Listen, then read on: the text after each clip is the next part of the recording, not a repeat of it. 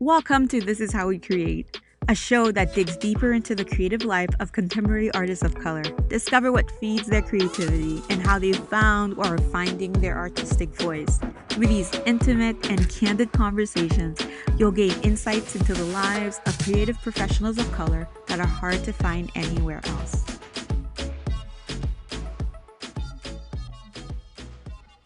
Welcome to This Is How We Create. I am your host, Martine Severin. I'm so happy to share a lineup of amazing interviews with talented artists of color with you. We'll start season 3 talking about a dirty word that starts with the letter F.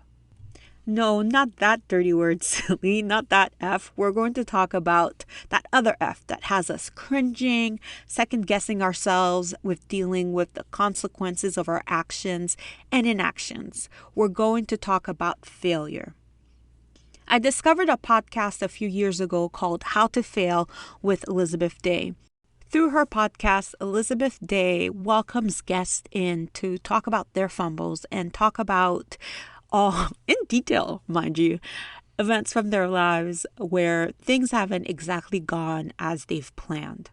And what a treat to demystify failure and to dig a little bit deeper and to talk about those experiences where at the time they feel really awful and prickly, but then in looking back, there's so much that you learn from them. Through listening to that podcast, I realized that I take myself way too seriously. Thus started a shift in the way I now interact with my faults, or at least what I used to consider as faults. It used to be when things didn't go the way I anticipated, shame and a feeling of unworthiness would just blast me to the core. Perhaps it's now stubbornness or the fact that I'm getting older, but day by day, I've become convinced that failing is the best part of life and the best part of succeeding. Today, you're going to hear from guests from past season and one from season 3. Each person will share a memory of when things didn't quite go as they had planned, and in turn share what they learned from that episode of their life. First up is Kristyn Ivey, episode 23. Kristyn will share a financial failure that changed her relationship with money. Following Kristyn, Priya Shah, episode 26, will talk about what happens when a partnership fails and why it's important to seek out shared values when entering into any partnership. You'll get to meet Farisa Knox from a coming episode in season 3. Farisa shares 3 failures, one on financing her media company and another on not giving up, and the third will feature her talk about her battles with perfection. Please enjoy the show and send us a voice memo to Martine@Martine7 to share your dances with failure. I'd love to feature you on the next round of episodes. I'm Kristyn Ivey. I would say something that was definitely a challenge or failure in my life was how I managed my money in my 30s. And I can pin it down to the moment where I chose to pay over time on a credit card bill versus pay balance in full. I remember it was an Amex that I had gotten. I think my parents had to get it for me because I was just starting to build my credit. I was paying it off every month for like the first couple of years that I was working in corporate America. And then that spending started to creep up where I was like, oh, I could just for a couple months just pay this part over time. And that just snowballs.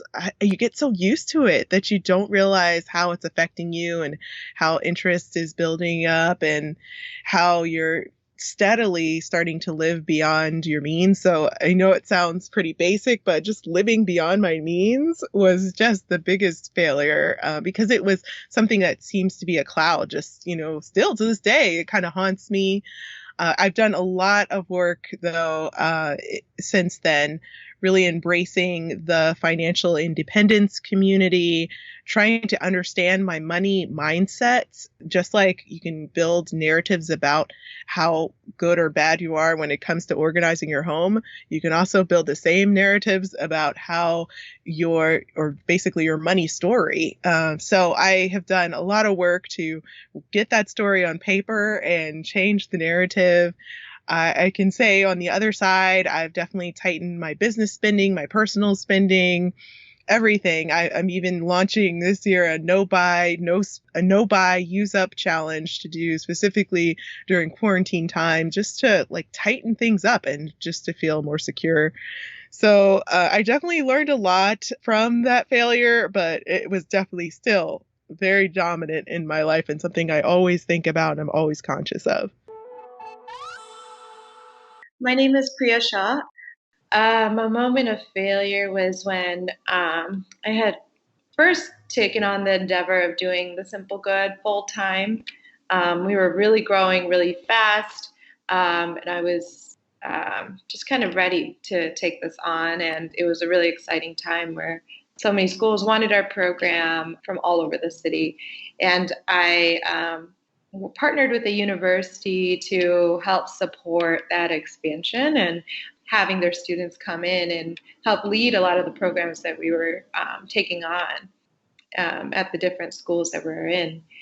And what I learned from that experience was that not everybody that does this work or comes into this work comes in with the same intentions, right? And so I got confronted with that with certain students that would come in and try to come into our communities, and I was really shocked that this was a reality, because I just don't ever think about it that way, right? I was coming from my own bias and my lens of if you're doing this work, you are coming in with you're coming in correct and you're coming in with the right mind, right?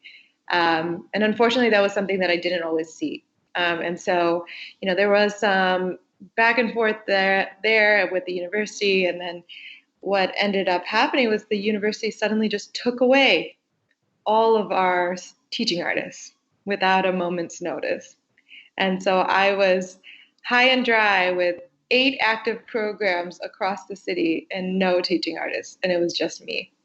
This is when I was running the organization completely by myself. And that was my moment of I felt like I failed, right? Because these were all communities that really needed our program, really was excited that kids are incredibly would be impacted by it. And for it to be stripped away was something that I felt like I failed by choosing this partnership, by, always thinking of other things that I could have done to prevent this. And what ended up happening was that I ended up managing all of the programs on my own and teaching all of them across the city. And it was a very crazy time for any teacher would probably understand. To teach one class is very exhausting. To teach 8 at the same time in different parts of the city was incredibly challenging. And I had a moment where I had to just like sit and reflect on like what just happened here, and is this what should I take away? And I realized I didn't, once you do take that wisdom, you realize it's not a failure, right? It is a learning moment. And I realized, that, everybody comes in doing what they're setting out to do for their own reason. And I think that there are ways for me to know and make clear what my intentions are and what my expectations are before I do any type of partnership or anybody engages in the work that we do. And so that really taught me, how to be more selective with our partners and the people that engage in the work we do, so that we can deliver it in the way that I believe that it should be delivered. Ever since then, we've never had anything like that happen, and I've been blessed to have such really great teaching artists that are able to deliver out on my vision and work, and allowing us to reach our students in a very authentic, meaningful, impactful way. And, maybe it had to be that teaching moment that made me readjust about, how I can actually deliver on these programs in a different way. So yeah, I think that would be my moment. My name is Farisa Knox. There's two major areas where I can say I have tripped up and made mistakes in my journey of entrepreneurship that I have learned from and recovered from, thankfully, and never forget those lessons. One is just how you spend money and just how you think about money in general, right? So at my ad agency, we've never had like an investor or anything like that. All of the money that has gone into the firm has been either from loans or lines of credit from a bank. That's a hard way to build a business. But other people can have investors write checks for millions of dollars or have family and friends give them money. That wasn't my situation.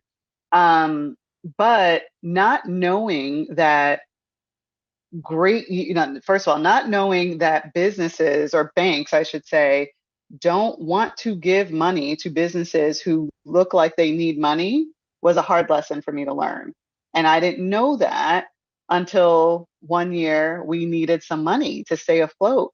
And I went and did the process, and they were like, no, because it doesn't show that you will have the clients or the resources to pay the funds.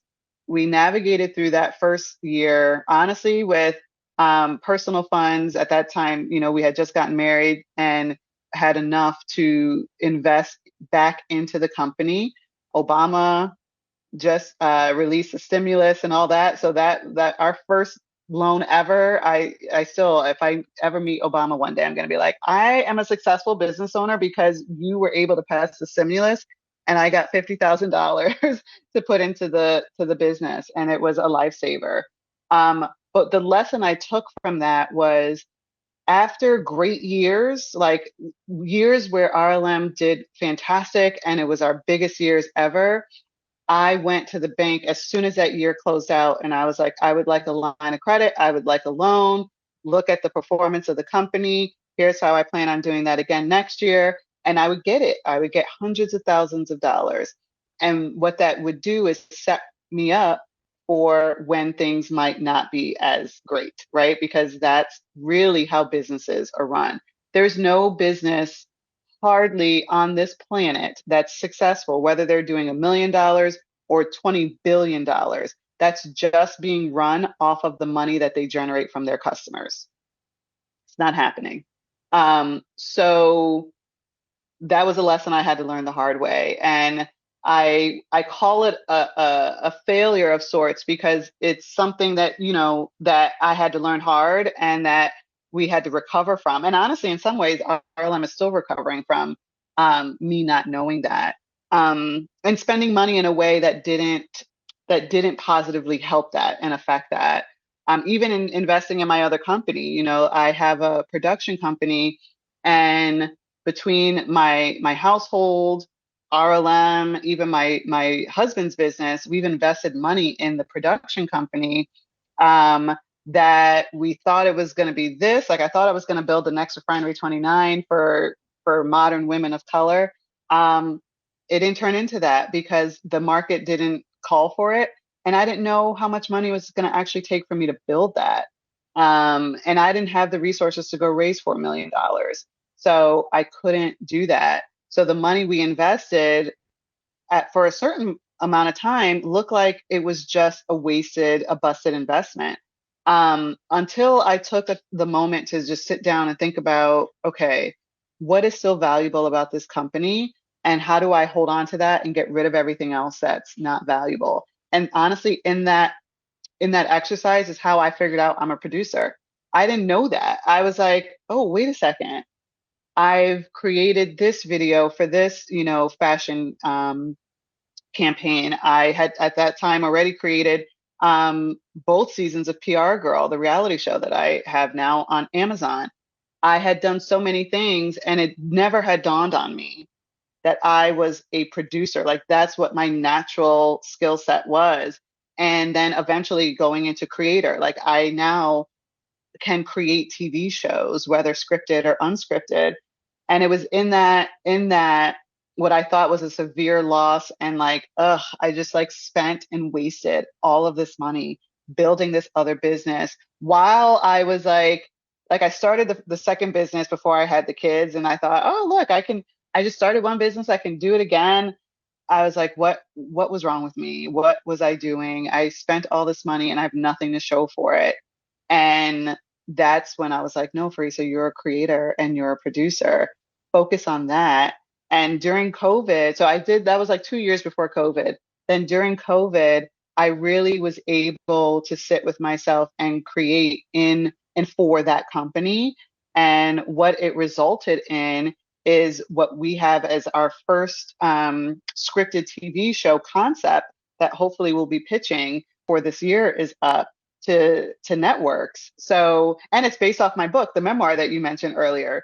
So it's a really exciting space to be where it's like that big mistake that quite honestly advisors I had at the time were like, kill that company. It's a drain on your personal finances. It's a drain on your successful business.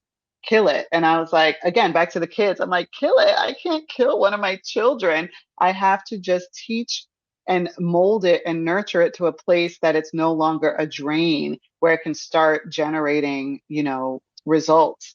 So those were the two biggest lessons so far. Thankfully, I didn't have to learn the third lesson the hard way, which is that letting go piece. That was like, because that would have if I did not do that, that would have resulted in just as big of a iceberg crash as those other two things did. You learn it's okay not to be perfect too. I think, that's another thing I I used to struggle with, where I had to show up perfect all the time. I had to make all the perfect decisions. I had to make my employees think I was perfect. But there is no such thing. And I think the more comfortable we get with being uncomfortable is really where the magic happens. Thank you so much to Kristyn, to Priya, and to Farisa for sharing their interactions with failure with us. In particular, I love Farisa's quote where she says, the more comfortable we are with being uncomfortable is really where the magic happens. Oh, no truer words were said. Thank you so much for coming back and sitting through this episode. This is How We Create is produced and edited by me, Martine Severin. Production help has been provided by Ray Abercrombie. See you soon. Au revoir.